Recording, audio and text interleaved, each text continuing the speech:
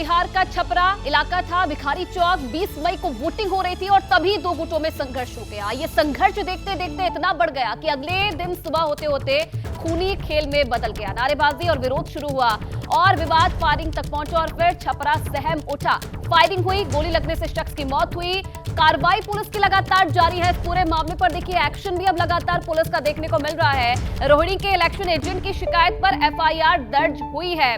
विवाद क्यों हुआ ये भी आपको बताएंगे, लेकिन अपडेट क्या है देखिए। इलाके में तनाव बरकरार है, पुलिस भी लगातार एक्शन में है। 2 आरोपियों को गिरफ्तार किया है। मृतक चंदन राय के पिता ने एफआईआर दर्ज कराई है। तो विवाद क्यों हुआ ये आपको बताते हैं, ये भी आपको दिखाएंगे कि ग्राउंड में अब तक क्या क्या हुआ है। लेकिन ये 4 तस्वीरें आप देखिए और इससे समझिए कि क्या अब तक हुआ है। बिहार के छपरा में हिंसा हुई, हिंसा में एक्शन तेज हो गया है। किस तरीके से हिंसा हुई, 2 जो पार्टी के कार्यकर्ता थे आपस में भिड़ गए। हालांकि इस पूरे मामले में पुलिस ने 2 आरोपियों को गिरफ्तार कर लिया है। मृतक चंदन राय के पिता ने एफआईआर दर्ज कराई है और रोहिणी आचार्य पर हमले को लेकर भी एफआईआर दर्ज की गई है। शिकायतकर्ता और रोहिणी आचार्य के agent, election agent Naval Kishore ने रोहिणी पर हमले का आरोप लगाया है। तो ये पूरा मामला और फायरिंग के बाद तनाव की स्थिति मौके पर हो गई थी। हालांकि पुलिस का ये कहना है कि अभी स्थिति सामान्य है और कार्रवाई लगातार जारी है। इस पूरी खबर पर और ज्यादा जानकारी देने के लिए मेरे सहयोगी शशांक इस वक्त सीधा लाइव हमारे साथ जुड़े हैं। शशांक फोन लाइन पर जुड़े हुए हैं। शशांक, अब तक किस तरीके का एक्शन पुलिस का देखने को मिल रहा है और अभी स्थिति को लेकर क्या अपडेट है? देखिए, स्थिति अभी तनावपूर्ण है लेकिन अभी नियंत्रण में है और पुलिस तेजी से जांच में जुट गई है और जो घटनास्थल है वहां पे चप्पे चप्पे पे पुलिसकर्मी तैनात हैं। 2 आरोपियों को गिरफ्तार किया गया है जिनका नाम है रमाकांत और उमाकांत सोलंकी। वहीं मृतक चंदन के पिता ने भी नगर थाना में एफआईआर दर्ज कराई है और रोहिणी आचार्य ने आरोप लगाया था कि सोमवार की शाम जब वो बूथ नंबर 318 पर गई थी तो उन पर जानलेवा हमला किया गया था। और रोहिणी आचार्य के आरोप लगाने के बाद उनके इलेक्शन एजेंट नवल किशोर ने यहाँ पर एक लिखित शिकायत दी थी और एफआईआर दर्ज कराने की मांग की थी। तो अब एफआईआर जो है वो दर्ज कर ली गई है रोहिणी आचार्य पर जो हमला का मामला है उसमें। पुलिस इस मामले में भी जांच में जुटी हुई है और आपको बताते हैं आज दूसरे दिन भी इंटरनेट सेवा जो है वो बंद है। इस मामले में 3 लोगों को गोली लगी थी। जो छपरा में हिंसा हुई उसमें 3 लोगों को गोली लगी थी जिसमें से एक की मौत हो गई है। वहीं मनोज और गुड्डू राय जो है वो पटना के पीएमसीएच में भर्ती हैं और उनका इलाज जो है वो वहाँ पे चल रहा है। जी ठीक है शशांक, बहुत धन्यवाद आपका तमाम जानकारी देने के लिए। तो पूरे मामले के बारे में एक बार फिर से आपको बता दूं, छपरा हिंसा का ये मामला है, एक्शन इसमें तेज हो गया है। पुलिस ने 2 आरोपियों को इस पूरे मामले में गिरफ्तार किया है। इधर जिस व्यक्ति की मौत हुई थी इस पूरे मामले में, मृतक चंदन राय, उसका नाम बताया जा रहा है, उसके पिता ने एफआईआर दर्ज कराई है। रोहिणी आचार्य पर हमले को लेकर भी एफआईआर दर्ज की गई है। शिकायतकर्ता और रोहिणी आचार्य के इलेक्शन एजेंट नवल किशोर ने रोहिणी पर हमले का आरोप लगाया। और जब हिंसा छपरा में तभी होता है जब राष्ट्रीय जनता दल हारती है।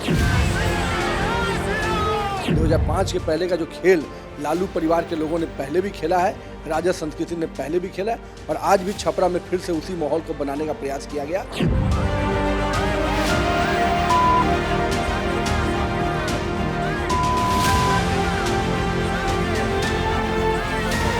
जो लोग सत्ता के दम पर इस तरह का काम कराने में संलिप्त हैं, उनकी पहचान होनी चाहिए। सब भाजपा वाले गुंडे हैं, उनको सबक मिलना चाहिए। लोकसभा चुनाव के 5वें चरण में 20 मई को बिहार के सारण में वोटिंग हुई। वोटिंग के बीच बूथ पर लालू की बेटी रोहिणी आचार्य की वोटिंग से शुरू हुआ तनाव, वोटिंग थमते ही हिंसा में बदल गया। इल्जाम बीजेपी पर लगा और सियासत का बवंडर सीना तान कर खड़ा हो गया। शुरुआत लालू परिवार ने की। हार की बौखलाहट में कुछ लोग हैं जो इस तरह की घटना को अंजाम दिया है। हम लोग तो चाहते हैं कि अच्छे माहौल में चुनाव होना चाहिए। बीजेपी साफ हो रही है क्योंकि ना एक एजेंडे पे उन्होंने कोई वादा जो है पूरा नहीं किया। जवाब दिया सारण में 2 बार से सांसद और रोहिणी आचार्य के खिलाफ इस बार फिर चुनाव लड़ रहे बीजेपी के हैवीवेट राजीव प्रताप रूडी ने। राष्ट्रीय जनता दल के लोग जहां जहां मौका मिला वहां तांडव करते रहे, कितने लोगों को मारा, कितने लोगों के हाथ तोड़े। कैंडिडेट को कोई अगर शिकायत करना हो तो चुनाव आयोग को करेगा, ऑब्जर्वर को करेगा, रिटर्निंग ऑफिसर को करेगा। हमारे पास अधिकार नहीं है कि हम हथियार लेके मेरे सिपाहियों के साथ हम किसी बूथ में घुस जाएं। बिहार की हाई प्रोफाइल सीट सारण में विवाद की शुरुआत 20 मई को छपरा के बूथ नंबर 318, 319 से हुई, जहां कुछ लोगों ने लालू की बेटी रोहिणी आचार्य पर बूथ कब्जाने की कोशिश का इल्जाम लगाया। इसके बाद पथराव हुआ और ऐसे आरोप लगाए जा रहे हैं कि इसी विवाद से उपजे तनाव का अंजाम अगली सुबह यानी 21 मई को छपरा के भिखारी चौक के पास गोलीकांड बनकर सामने आया। अब रोहिणी खुद को निर्दोष बता रही है, बीजेपी पर इल्जाम लगा रही है। हमारे 3 कार्यकर्ता को गोली मारी गई है, जिनमें से 2 की मौत हो गई है। तो हमें न्याय चाहिए। ये सब भाजपा वाले गुंडे हैं, उनको सबक मिलना चाहिए, उनके ऊपर FIR होना चाहिए। प्रशासन से हमारी मांग है कि इन सबको गुंडों को पकड़ करके जेल में डालना चाहिए। एज अ कैंडिडेट हमको अधिकार है। आरजेडी की ओर से आरोपों का अंबार लगाया जा रहा है, लिहाजा एनडीए ने भी मोर्चा संभाल लिया है। जेडीयू रूल बुक खोलकर सवालों की शक्ल में पूरे लालू परिवार पर संगीन इल्जाम लगा रही है। इतिहास गवाह है कि लालू जी का परिवार जब जब चुनाव लड़ा है या स्वयं लड़े हैं तो सामाजिक उपद्रव होता रहा है। तो जो वीडियो फुटेज आया है उसमें माननीय रोहिणी आचार्य के साथ भोला यादव कैसे दिख रहे हैं। भोला यादव जी तो दरभंगा के रहने वाले हैं, तो आखिर वहां कैसे नजर आ रहे हैं। इस सवाल पर चुनाव आयोग को गंभीरता से कार्रवाई करनी चाहिए। नीरज कुमार के आरोपों पर भोला यादव ने जवाब दिया और कानून और नियमों की दुहाई देने लगे, लेकिन आरोप प्रत्यारोप का सिलसिला थमने का नाम नहीं ले रहा है। एनडीए धड़ा तो लालू परिवार के खिलाफ चौतरफा हमलावर है। हिंदुस्तान आवाम मोर्चा के नेता जीतन राम मांझी ने सोशल मीडिया एक्स पर पोस्ट कर लालू परिवार पर आरोपों की झड़ी लगा दी और कड़ी कार्रवाई की मांग की है। पटना साहिब से बीजेपी के उम्मीदवार रविशंकर प्रसाद और LJP-R के अध्यक्ष चिराग पासवान ने भी कड़ी कार्रवाई की मांग की है। कुछ लोग हार में हताश हैं। ये चिंताजनक है। चुनाव में इस तरीके की हिंसक झड़प कतई उचित नहीं, जांच होनी चाहिए। गोलीबारी कांड में सारण में बीजेपी के नेता रमाकांत सिंह सोलंकी पुलिस की गिरफ्त में है। अफसरों ने डेरा डाल लिया है, पुलिस फ्लैग मार्च कर रही है, धारा 144 लागू है, इंटरनेट सेवा बंद है, पुलिस सतर्क है और इलाके में शांति बहाली की कोशिश की जा रही है। बात करते हैं दिल्ली की। आम आदमी पार्टी की सांसद स्वाति मालीवाल से मारपीट के आरोपी विभव कुमार को दिल्ली पुलिस मुंबई लेकर पहुंची है और मुंबई में एक कोशिश पुलिस की है कि जो फॉर्मेट फोन किया गया है विभव का, उसका डेटा रिट्रीव किया जाए। दिल्ली पुलिस का कहना है कि इसमें अहम सबूत मिल सकते हैं। इन सब के बीच दिल्ली के उपराज्यपाल ने जिस तरीके से अरविंद केजरीवाल की चुप्पी पर सवाल उठाए हैं, उसके बाद सियासी बयानबाजी का दौर शुरू हो गया है।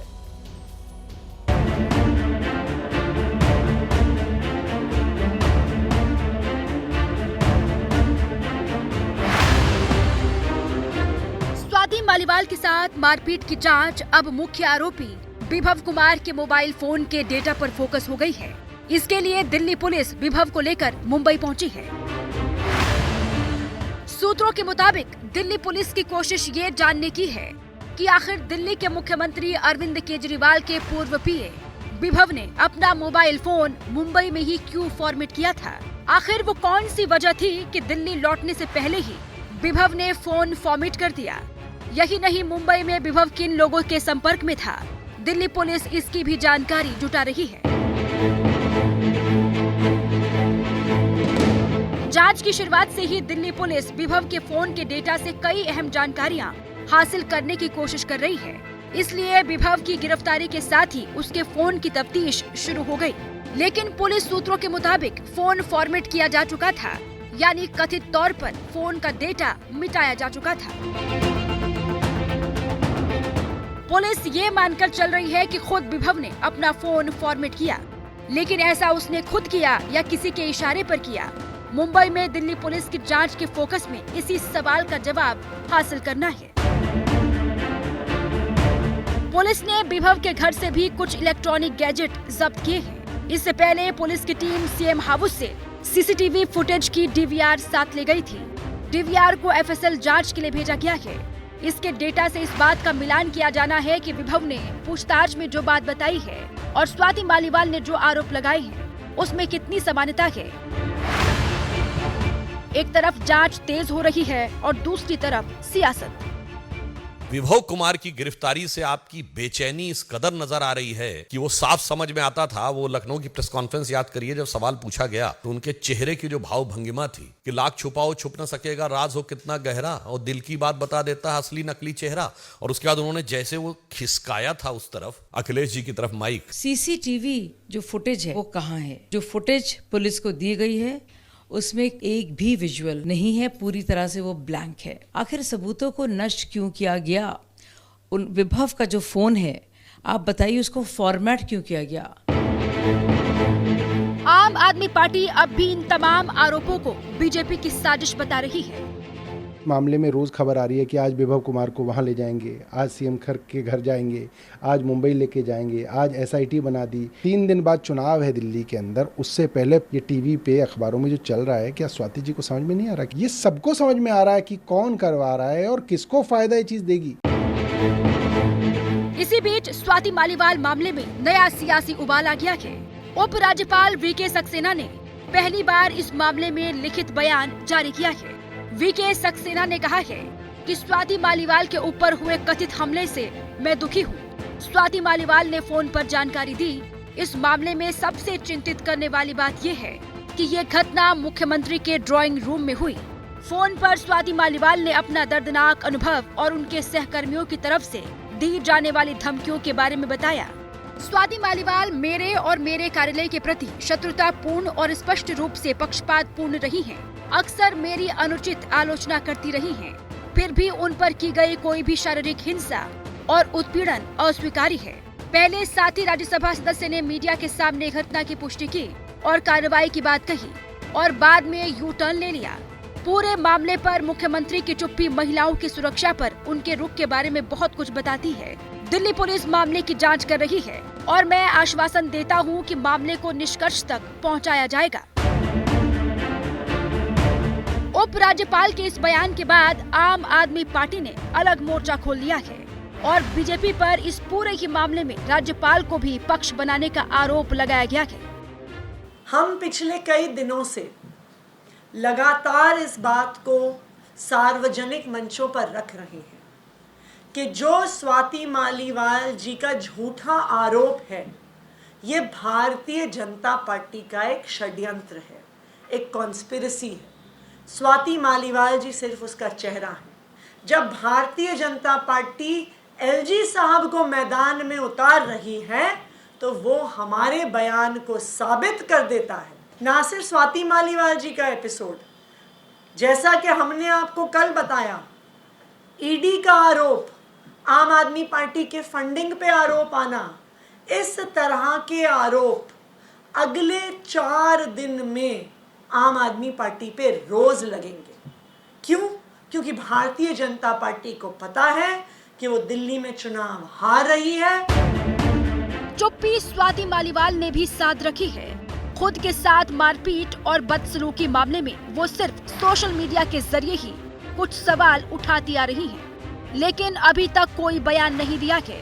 लिहाजा सबकी निगाहें दिल्ली पुलिस की जांच पर ही टिकी हुई हैं और उम्मीद की जा रही है कि जल्द ही सच सबके सामने आएगा। पुणे हिट एंड रन का मामला तूल पकड़ता जा रहा है। रईस बाप के बिगड़ेल नाबालिग बेटे की करतूत ने 2 युवा इंजीनियर्स की जान ली। पुलिस ने हाईकोर्ट से आरोपी के तौर पर मुकदमा चलाने की इजाजत मांगी तो इस मामले में सियासत भी शुरू हो गई।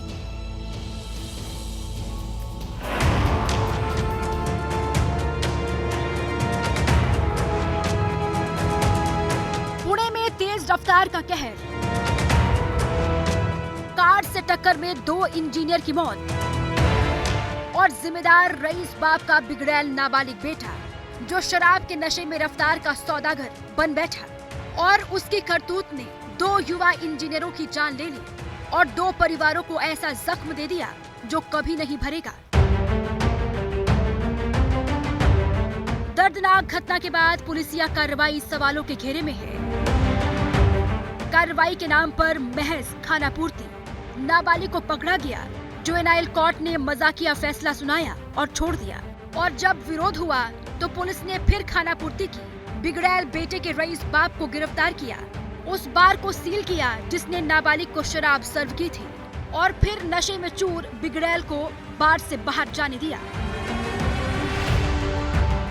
ये केस कैसे कमजोर किया गया और किस किस की लापरवाही सामने आई, सबका जिक्र करेंगे, लेकिन पहले समझते हैं कि मामला क्या है। महाराष्ट्र के पुणे में बीते शनिवार और रविवार की रात करीब 2 से 2:30 के बीच रफ्तार का कहर देखने को मिला। आरोपी शहर के एक अमीर बिल्डर का बेटा है, जो 12वीं पास होने की खुशी में पार्टी प्लान करता है। पिता उसे एक महंगी कार दे देता है, बिना ये सोचे कि बच्चे के पास ड्राइविंग लाइसेंस नहीं है। नाबालिग शहर के एक बार में जाता है। पुलिस का दावा है कि वहाँ शराब पीता है और फिर देर रात कार दौड़ाता है। 200 किलोमीटर प्रति घंटे की रफ्तार से बाइक सवार 2 इंजीनियर्स को पीछे से टक्कर मारता है। दोनों की मौत हो जाती है। मृतकों की पहचान अनीश अवधिया और अश्विनी कोस्टा के तौर पर होती है। दोनों पेशे से IT इंजीनियर थे और पुणे की एक कंपनी में काम करते थे। दोनों मध्य प्रदेश के जबलपुर के रहने वाले थे। भीड़ ने नाबालिग को पकड़ा और पिटाई की और पुलिस के हवाले कर दिया। हमने इसमें 304 लगाया था, इसमें 7 साल से ज्यादा की सजा है।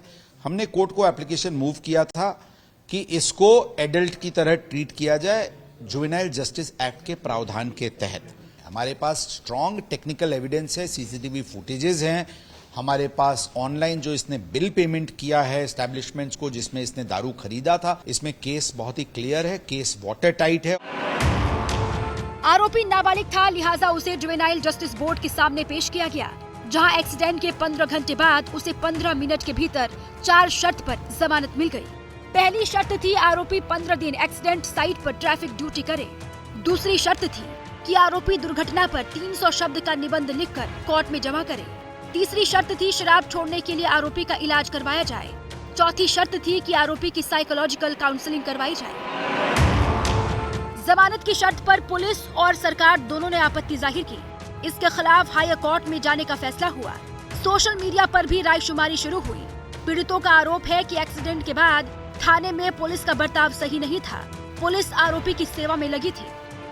सबसे पहले तो माँ बाप को सजा मिलनी चाहिए। बच्चों को क्या परवरिश दे रहे हो, और इतना बड़ा हादसा दोबारा ना हो तो कानून ने भी कुछ कार्रवाई करनी चाहिए कि मतलब उसको एक वो मिलना चाहिए कि अगली बार से वो ऐसा कुछ ना करे। आरोपी नाबालिग की उम्र 17 साल 8 महीने है, लिहाजा उसे माइनर की जगह बालिग मानकर कोर्ट में पेश करने और कड़ी सजा दिलाने का भरोसा सरकार की ओर से दिया जाने लगा है। रिवीजन एप्लीकेशन पुलिस ने फाइल की है, उस पर सुनवाई चल रही है। शायद आज या कल में उस पर सुनवाई पूरी होगी, लेकिन वहां पर अगर न्याय नहीं मिला तो पुलिस जितना ऊपर जाना पड़े, पर इस मामले में निश्चित रूप से जब तक न्याय नहीं मिलता तब तक पुलिस कोर्ट के सारे दरवाजे या सारे रास्ते टटोलते रहेगी। देवेंद्र फडणवीस ने पुणे पुलिस के साथ बातचीत की और पुणे पुलिस को इस मामले में हायर कोर्ट में जाने का आदेश दिया। हमने इसमें 304 लगाया था, इसमें 7 साल से ज्यादा की सजा है। हमने कोर्ट को एप्लीकेशन मूव किया था कि इसको एडल्ट की तरह ट्रीट किया जाए जुवेनाइल जस्टिस एक्ट के प्रावधान के तहत। और दूसरा एप्लीकेशन हमने मूव किया था कि जब तक ये निर्णय इस एप्लीकेशन पे नहीं होता है तब तक इसको रिमांड होम में भेजा जाए। अनफॉर्चुनेटली दोनों प्रकरण में कोर्ट ने हमारे एप्लीकेशंस को डिसअलाउ किया था और उसको बेल ग्रांट किया था। ये आदेश हमें मान्य नहीं था और इस आदेश के विरुद्ध हमने हायर कोर्ट में अपील किया। पुलिस और सरकार दोनों की ओर से पीड़ित परिवार को न्याय दिलाने का भरोसा दिया जा रहा है, लेकिन इस मामले में सियासत भी गरमाने लगी है। कांग्रेस नेता राहुल गांधी ने मोदी सरकार पर ही सवाल खड़े कर दिए हैं। अमीर घर का 16 साल का 17 साल का बेटा पोर्श गाड़ी को शराब पी के चलाता है और 2 लोगों की हत्या करता है, तो उसे कहा जाता है कि ऐसे लिख दो। ऐसे ट्रक ड्राइवर से, बस ड्राइवर से क्यों नहीं लिखाते? उबर ड्राइवर, ऑटो ड्राइवर से क्यों नहीं लिखाते? नरेंद्र मोदी से पूछा गया कि 2 हिंदुस्तान बन रहे हैं, एक अरबपतियों का, एक गरीबों का। उनका जवाब आता है, क्या मैं सबको गरीब बना दूं? सवाल ये नहीं है, सवाल न्याय का है। अमीरों को, गरीबों को, दोनों को न्याय मिलना चाहिए। न्याय सबके लिए एक जैसा होना चाहिए। सियासत अपनी जगह, लेकिन पुणे की इस घटना ने कई सवाल खड़े किए हैं। अगर दौलतमंद होना ही जमानत की गारंटी है, तो ऐसी करतूत करने वाले नाबालिग बच्चों के माता पिता भी क्यों न अपराधी माने जाएं?